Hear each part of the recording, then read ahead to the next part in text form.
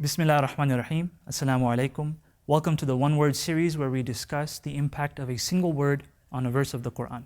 Allah says in Surah Al-Isra, إِنَّ السَّمْعَ وَالْبَصَرَ وَالْفُؤَادَ كُلٌّ أُولَٰئِكَ كَانَ عَنْهُ مَسْئُولًا.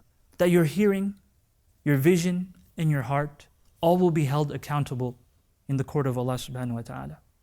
And so in this verse, the word I'd like to focus on is the word fu'ad.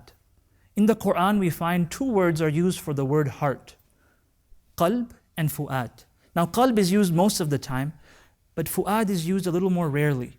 In this verse, why did Allah use the word fu'ad? What is unique about the word fu'ad?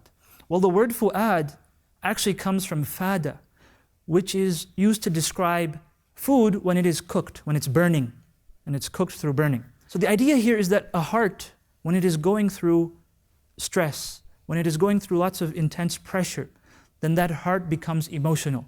And so when we become emotional, then our heart is described as fu'ad. And so when Allah subhanahu wa ta'ala here, He says that the fu'ad will be held accountable. What He is saying is that we get emotional and we lose control of our own actions. We lose control of our own actions, we get angry, we get sad, we get depressed, and as a result, we do things that we normally may not have done.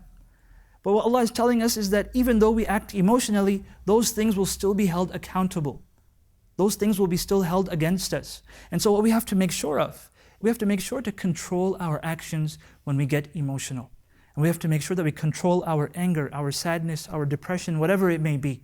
And that we don't let that come out in our actions. And if it does, and if we do hurt somebody or insult somebody or injure somebody, then what we have to do is we have to immediately apologize. And we have to make sure that we move forward. And so I ask Allah subhanahu wa ta'ala that He enables us to apologize, that He enables us to soften our hearts and to apologize to others when we have wronged them. And I ask Allah subhanahu wa ta'ala to help us control our emotions and that He enables us and that He forgives us for our shortcomings.